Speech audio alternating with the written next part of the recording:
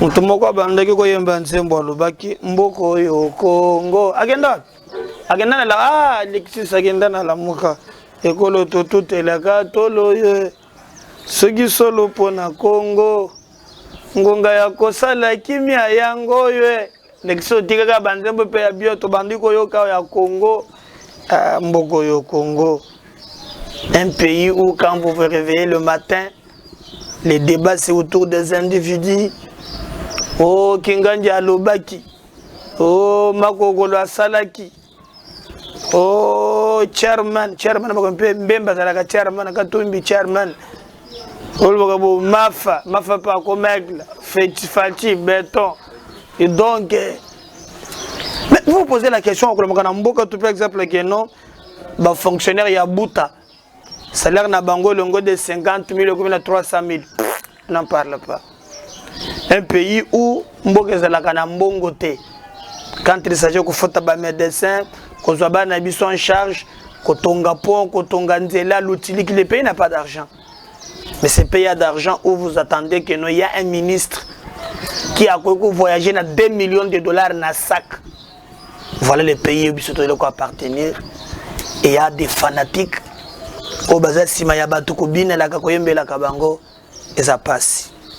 Je vous avais dit, Moutoumoko Alobaki, dans le poteau, l'homme n'est grandi, évolue au sein d'une société qui l'enrichit et qui doit aussi enrichir. Hors de cette idée, hors de cette logique, il n'y a point d'homme. Messieurs et dames, bonjour, bonsoir, et qu'au dépendre et la ère à laquelle vous allez l'andabiso, vous nous suivez dans poteau. Nous sommes en Belgique, vous nous suivez à Londres, vous nous suivez à Canada, vous nous suivez, merci. Je commencerai par vous demander de vous abonner. Abonnez-vous massivement. Aimez nos vidéos, partagez nos vidéos, parce que sans vous, ce qu'on fait est loco et adité. Tokolobela bande konangai makamboyo ya liboso ya Willy Bakonga et baby Citoile Willy Bakonga lingaki akima akende na ye na asi akimi kutu d'ailleurs na Braza na bambongo tokolobela yango. Tokobela makambo Kabuya Augustin alobaki lobby ndebele bakana IDPS Augustin Kabuya Augustin Kabuya tokoloba lelo toyoka quand même communication naie et vraiment justice est lancée d'une manière officielle ba reconnaître John Numbi na bando ya bato oyo babomaki Shebeya. Et auditeur général a aussi lancé avis de recherche. Na kiba kota zawana to wapi to yebite. Et nous allons aussi chiter na Likambuya Est avec Claude Nyamurgabu oyo makambo yo ye alobaki. Voilà bande konangai toko beta pe lisolo ya Nyamurgabu. Il pas l'obaki Moïse ndeko ya Zaria sur bureau à l'Ublipe Makambo Est, c'est un peu très compliqué. Alors na lingi to kena loba to banda le kambo za ko inondé étoile ya Willy Bakonga bakangie na Brazzaville lobby na Brazza kota kendaki abandaki ko kima na misolo. Baye bakangie balobeke azalaki na 2 millions de dollars dans un pays oyoba na bazotanga na tableau soki ya kobuka nde bazoloba dans un pays bana bazomela mai ya mabe dans un pays botali école état ezalaki mais un individu on a bimaki yango na sac boyo tikali na banque et cause à la combien regardez un peu Bactère politique. Ce que questionnement n'a zabo banda bando comme tourne lobby à partir direct ya lobby tina tongo na zubi ya noté. Willy Bakonga zali na mandat. Oyo ba pesier na parka qui de comparaître. Willy Bakonga zali membre ya gouvernement. Ce qui veut dire que membre venait pour abîmer vous en autorisation à premier ministre. Bah pégué c'est que peut ministre à babim. Mais Willy Bakonga a quand même l'X ya Kolongo Congo. Une de à commune à beach à 4 ici même. Service, il y a sécurité, il y a Braza Muntu et Kandié. Bon, nous pouvons confirmer aujourd'hui thèse, il y a Koloba qu'on est infiltré, même à niveau de service one. Ces services, c'est là qui m'a cassé à copier, ça m'a tout dans l'ombango et pas Israël place à Fandaki. Quoi, c'est que 4 émissions, tout kangayo. Mais ce service était capable, il y a Kolandela Kamuto, Oyo Azokende, Nambongo Yaba Congolais. Winimane Barlebe Milinganyo, l'homme de Mbouma. Le service est. Donc, Balandela Kabeba, tu na TV.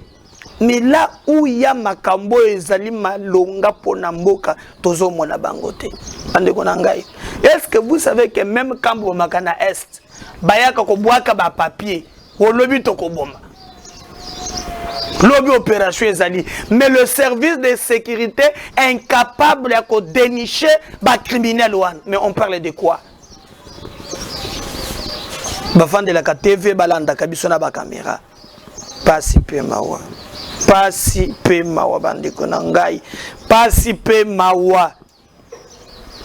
Sengeli to la kesabato ki mboke zambo cannabis. Mais après tout, Willy Bakonga Kangami. Je vais vous laisser suivre un extrait. Et M. Mongo Basalaki na Sylvie Bongo Bazoto na ye makambo ya mbongo. Alekone lukuta moko makambo zoloba na o yalo sala ele koko kanate.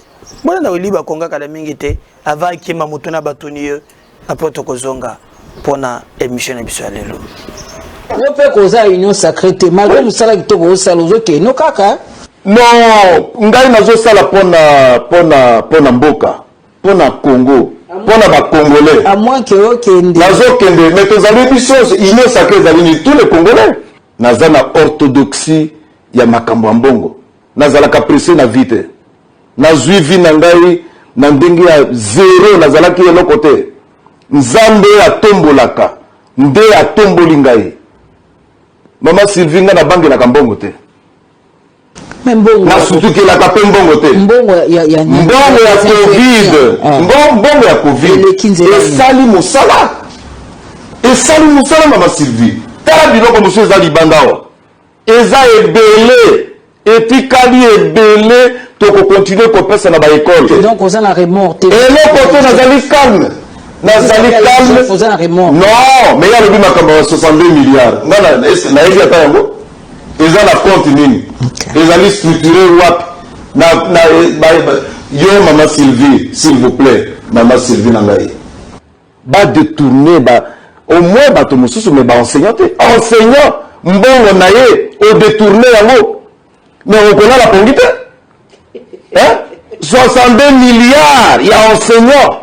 Oaza komona pasi oazali metteur en scène ya gratuité okende ko détourner mbongo na ye mais okola la te ba frais à fonctionnement ba école ba banque ba futaka directement na yewana bozolanda ye Willy Bakonga makambo azali koloba bakotune melobi ya simba kambongo te alenga kate bo 2 millions elenga kena ngonda nini okimi barasa tu ne te reproches de rien maintenant tango na loba kiki.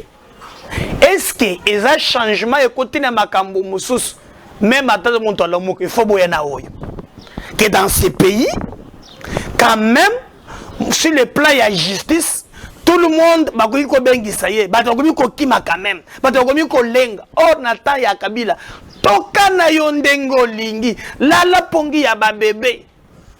Ça, il faut saluer quand même. et l'obité que tokoma na mboka ya ba fanatique na bato ya haine rationalité za le sous-souté donc ce soit montu à Félix béton moellon kitoko boyena boy to boyite mais maintenant ce qui est commis pe commis touria bato nyonso faut ko boya chilombo eloko te mboka batonga kango bongo te mboka il y a des points qu'il faut critiquer quand ça marche pas mais il y a des choses vous avez le fondement ya mboka n'importe quel président tango ko ya lobby a cause la besoin na yango dans ces pays aujourd'hui bato comme ko trembler ko simba mbongo ya l'état ba konga na boîte ba lobby a pesa ko mwana soki kasukwena linette bien la katisi na boîte omoni mokili tala ozana ba millions ko ko tsana boîte. Qu'est-ce que ça vous coûte quoi de servir votre peuple? Après mon excellence. L'excellence ne se décrète pas, mais se constate dans l'agir. Dire, c'est faire. Ce qu'un homme fait compte beaucoup que ce qu'il dit. Vous voyez? Montana ba million, 2 millions, ma katisi na boîte. Boso kufaka na nani pa donso bokufaka pe na mayo boso boto ni baloka kana butu nyonso na lokoso ya mbongo c'est pas normal Willy Bakonga omoni lelo doyo kale seto boza ta ya kabila nde badi kokwa nde baninga nde badi kokwa yo tombe na pole ya mabe o tombe Félix président tala sikoyo et je vous ai dit na sala ka émission mokwao Bolandak MKBZ, Bossabona Kabokosa d'actualité. Je vous avais dit likambo oyo, oya salaki ya maison Victoire, ya bambongo ebele azoaka. Talama kambo mimeli yelelo. Lokoso ya mbongo. Mais il est grand temps que le président de la République a pensé le lengenini ameka kotala ba service de sécurité na biso. Des jeunes. Ngande bomonini ka ba. Ebile pesa ba to kande. Donc, qui peut m'expliquer aujourd'hui? Tomoni déjà justice militaire d'une manière officielle. Maintenant, va formaliser mandat de recherche. John Numbi. Moi, je pense que c'est le paiement dans le théâtre. Moi, est-ce que Nakiba wana bako kangaye bako zwengi sayao? Qui peut m'expliquer que John Numbi a dans le Bumbashi? Ti azobi ma Lubumbashi. Ti azoko masoki wapi. Ti azoke kenda. Nos service était où? Ndenge moko ba konga bimaka kenda kekona. Ndenge moko po batike John Numbi akei. On lui a reconnu d'une manière officielle que John Numbi a parmi na bato yo basali complicité pour l'assassinat et autres. John Numbi. Omoni makila shebeya. Yosko yo kimi po bakanga yote ya yo bomo eleki ya shebeya na yabana na ye. On ne parle pas de fidèles bazana ope mo sene na bana eba lokakati lo bazwa ka solution te le loi kimi na complicité ba service bango na bakei. Mais moi j'accepte et j'attends que namona au clair ndenge makambo ekoleka. Parce que le passe. On ne comprend absolument rien. On ne comprend rien. On ne comprend rien avec service de sécurité. Mandas ko ba ko zele yo wapi. Na kibaku ne besoin pas ce qui de checker vara ce qui banine. On a montré bango azala ke pe mande funa banine. Kabila wotaki ko na bongisele ki akendaki na Zimbabwe bongiseli ye ti ayaki ba service batiki biso tozo senga to mona vraiment ba changer ba service one jusque là ils ba service ils ont travailler na bizali ya batu ya fait cesser. Donc il faut que beta mukatu même na niveau ba service de sécurité. Bon moni je donne ki ngotelo bazo kanga payete ba mona kayete. Je donne ki ngotile lo ya mona na kate. Mais Bolanda qui quand même bato basale ba émission o balobi que non bakatakatanga wana les oubliés de Conader il faut que solo na bango ti lelo les gens n'en parlent pas chez Don Kyungu ti bato so ba ko kufa mokolo musu quel est ce service de renseignement oyo bakoki ko dénicher un criminel qui a commis crime contre l'humanité et crime de guerre on n'en parle pas base la gaba journaliste Koba ya kokanga ndeba wana ndebo yaka makasi na bajip on t'avoue ndebo yaka na bajip Kalev Ben Laden congolais Kalev ya baten mimi mo mona Kalev te boteka ba jeune ozo sala wana ko Kalev te lo mona na kakate na lota ya bimi kingaka sona kingaka te azala kingakati abimi tana lota kindo to le bia taya la abimi beaucoup mon Kalev te mais quel c'est il y a complaisance na complicité moko ezo sale mabande ko nangai esengeli to fongola misu po tozaka kana mboka na biso moko Olandi Claude Nyarugabu bazaka pe nde yango wana bakoba ko zape Nyarugabu Murugabu Moïse Claude Nyamurugabu eza oyo azalaki na environnement azalaki pe na sport iso za Moïse Nyarugabu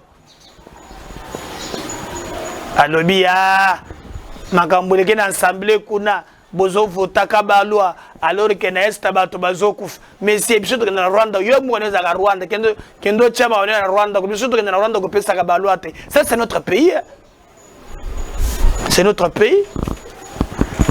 loi les calculs bien assemblée na sepela qui débat et c'est là qui makasi ba réforme les kaki mais à un certain niveau c'est là que le ya mafa banda ki ko tenir ango nango makasi réforme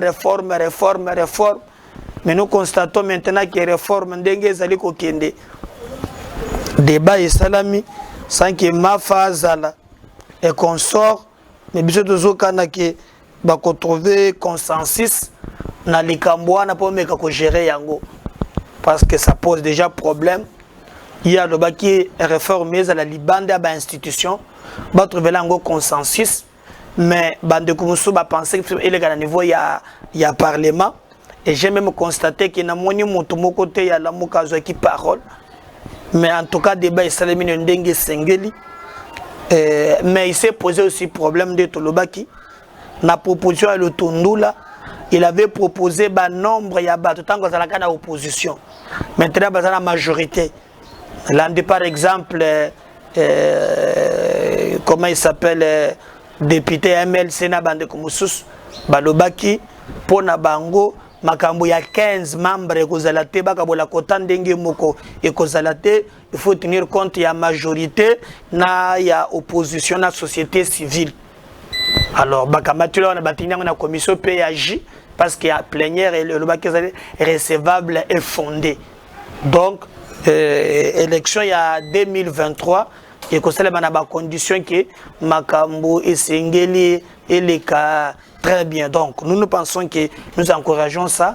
Est-ce qu'il fallait totalement rejeter ce que Martin Lobaki non je pense que qui peut qu'on intégrer au Yabango mais si Martin Fayulu na muzit bamoni qui est de très important bazana ba député na bango ce qui na libanda et simbité ba pesa ba dos ndombasi ba pesa bande kumusus ba meka kumimango na kati ba bongo lela yango na niveau ya kati parce que les élections réforme il faut unir bisonyonso et à la opposition et à la majorité bisonyonso toko kende na élection alors nous devons trouver un consensus autour des questions qui ne doivent pas nous diviser afin que l'élection koya ya toroyo motunyonso à se retrouver.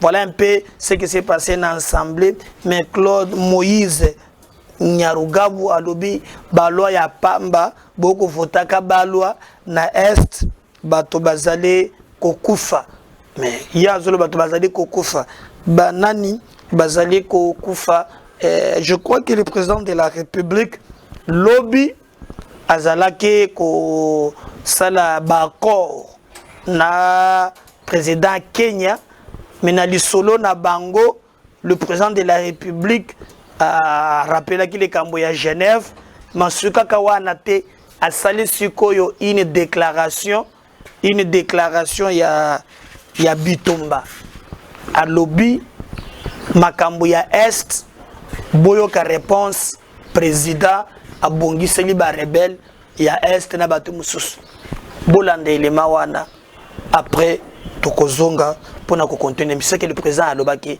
lobby.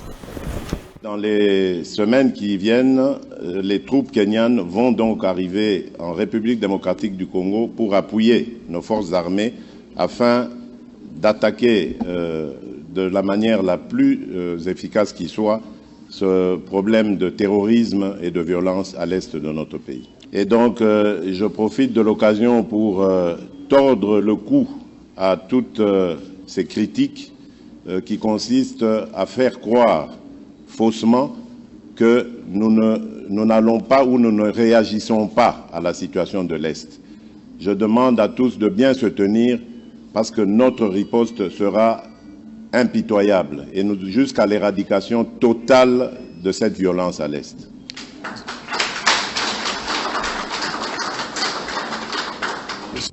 Dans les semaines qui viennent, les troupes kenyanes vont donc arriver en République démocratique du Congo pour appuyer nos forces armées afin d'attaquer de la manière la plus efficace qui soit ce problème de terrorisme et de violence à l'est de notre pays. Et donc, je profite de l'occasion pour tordre le cou à toutes ces critiques qui consistent à faire croire faussement que nous n'allons pas ou nous ne réagissons pas à la situation de l'Est.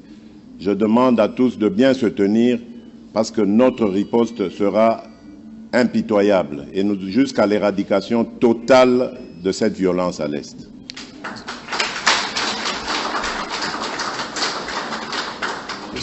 Bolandi, réponse aux la rebelle na Est, président de la République, à lobby Kazo Batoazo, qui ne s'est quitté, il n'agit pas, il a s'organiser pour tout le Goyakuna, le chopo ya ba rebelle le côté que la nation.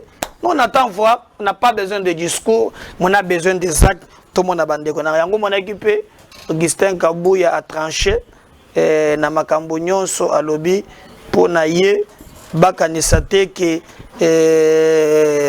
IDPS a géré Yemoko. En tout cas, si vous avez échec, ils ont bango nyonso, ce que ils ont makambo, ils ont dengue singeli, mais Kabouya communication et puis c'est ça moi libaku moi mukeme bolanda nano quand même. Montre montage jugé, c'est que Kabouya lobaki na matériel na bango ya lobby. On suit et on tozonga parce que ceux qui vont tout bakanisa que ça IDPS Yemoko, mais il a dit la vérité. Contrairement à Katumbi a lobaki oh na 2023 bilaya IDPS Kabouya répondra à lobby te bongo te bila na biso nyonso na biso na babemba na ba kabila bila na biso nyonso on suit on revient après. Le bilan 2019 jusqu'en 2023 c'est le bilan de l'IDPS, ce n'est pas le bilan de la coalition, c'est un conseil que je donne à mes frères et au président de la République. Derrière les rideaux bazoe sa population que makamunyo sozo salemana ezande Tshisekedi biso kuna tozate Tshisekedi na IDPS nende bazo gérer mboka oyo. Et je profite de l'occasion pour dire à notre base, y compris nos amis de la presse, depuis le 19 et depuis le 24 avril et le 24 janvier 2019, l'IDPS n'a jamais géré seule la République démocratique du Congo. Très bien. Nous sommes tous des co-gestionnaires de la République. Tobandaki, pour gérer Mboka Oyo ensemble, na bandeko ya FCC. Bilan, il y a des premières années, ils ont partagé par nous deux. Merci. Bien. Voilà, je crois que Bolando Augustin Kabouya, Botika Bamakambo na bino wana oh bila IDPS, mais aussi ce que j'ai pas compris. Secrétaire général Ake Kolanda même na combattant moko. Ouais, le baki toko échoué. Togo échoué. Avant de recadrer, non, il faut prendre de la hauteur. Le plus important, pour redynamiser parti, pour implanter parti, afin que la situation y a parti à la malam. Mais Bolanda Binomoko, côté Moussoussou, à recadrer combattant. Donc, il y a Somo, Bolandi après, Tokozong après. À cause du drapeau à Tieboy. Et là, je m'adresse directement au président du Parlement debout. Il faut être responsable. Et ça, dès que Moutoupoye, à l'Obi Fachi Béton, au Bétélé Maboko, automatiquement, il devient combattant de l'IDPS ou parlementaire debout. Oh, Tokoyoka, oh, tu échoué. Non. Nous n'avons jamais échoué. Discours ceux qui lidèrent à Koufi, c'est fini pour son parti. Mais nous sommes arrivés au pouvoir dans des conditions très très difficiles au Batoubané Kodouté. Après la mort de Tien Tshisekedi, nous sommes arrivés au pouvoir, nous sommes battus. Et parmi nous, il y a eu même des pertes à vie humaine. Mais les autres communes à pouvoir, mais la banque non ceux qui wapi au sombi drapeau et des pèses au tiers puisque les drapeaux les à côté comme partout et tu prends ton courage pour déclarer que tu es échoué. C'est de la sorcellerie. Et puis voilà, c'est dans ce contexte là bande konangai ndembo kanabiso ezali kokende mebiso tolobi mais comment ils ont évolué ma cambia recensement ezali sauté et comme maintenant tout droit aux élections en 2023 il a dit quelque chose de très important Lobaki ce qui vraiment il faut juger le président exactement il peut avoir raison quelque part ici le président aurait la chance d'avoir un deuxième mandat mais il faut aussi avoir la majorité parlementaire pour prétendre que le président a dirigé un deuxième mandat donc tout cela est singélé bah c'est construire et nous pensons pour nous que non le plus important est Zali Batoba gagner mais que le Congo gagne Bolandelanga John Numbibo Kangaye Azongawa Bana ya Chebe ya Fidel Bazana Bana position de justice et c'est très important. N'oubliez pas de vous abonner en suivant nos émissions, abonnez-vous massivement, partagez nos vidéos. Mais il a parlé aussi de quelque chose na lingina chité mais na Kobo Sanate où Augustin Kabouya parle na Makamboya Est. Moi, je fais ce Makamboya Bas Est. Et à cité même de Komoko Kadiombo, mais il a fait allusion à co-citer dans une émission, il y a lobby. Il y a des choses inadmissibles. Matata Zalaki, Premier ministre, oui, à l'époque, beaucoup moins que Makamboyo et Bandika Kalelote. Mais lobby peut-être que nous avons les Bandakala, le président, quoi qu'on mettre fin en côté, il doit mettre fin à ça. Il doit mettre fin à ça. Il n'y aura pas d'esquisse. C'est pourquoi Pesseron a changé généraux au bafériste. A changé. Et ça c'est pour Batika Kiyango quand le président Tshisekedi vient faire Tekango. Non. Je crois que je vais vous réfléchir la mémoire. Augustin Lobiango a discours naïe. Bolandelema wana. Vous comprendre que c'est dans ce sens-là que Makambo donc, dans le discours, à lobby, il y a des points que j'apprécie. Neto y a rappelé, j'ai rafraîchi la mémoire, Bolandi, et on conclut notre émission juste après cette vidéo. Mais mes chers frères, Okoki, Koko Sabat, mais avec la technologie,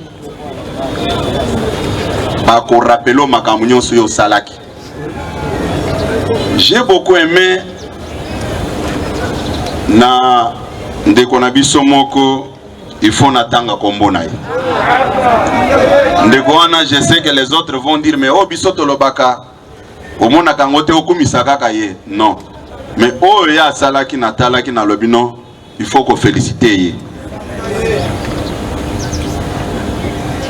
eza na bandeko oyo baza honnête na ndenge bazolisala bamisala na bango soki tozwi ndeko na biso Kadiombo nalandaki na lobino ça c'est vraiment génial makambo ezoleka na esto balingi balatisa ngo Félix Tshisekedi na nzoto mais Matata Mponyo premier ministre journaliste et député moko ya Est na parlement wana ndeko na biso bemina kunda azaki président ya Assemblée nationale mais atunaki matata alobi me makambo nyonso ezoleka wana si toyebi yango koma biso moko tosali makambo tokomi obenga bato mosusu ke baya kosilisa biso yango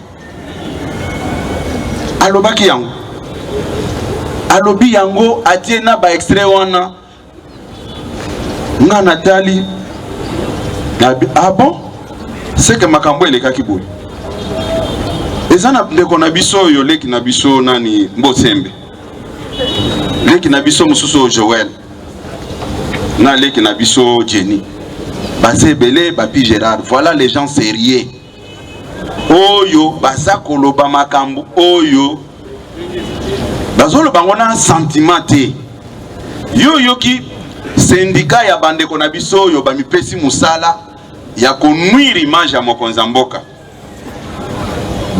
balobeli bino atake non denga sombi ba bateau de pêche wana et kozala bénéfique ndenge ba relance. Voilà. Donc vous comprendrez que eza sous likambuka kate ya actuel président mais complicité eza makasi mais l'actuel président a bengami pour mettre fin na yango. C'est nécessaire de vous abonner massivement et de partager les liens. Je garde le Congo, à la prochaine. Bye.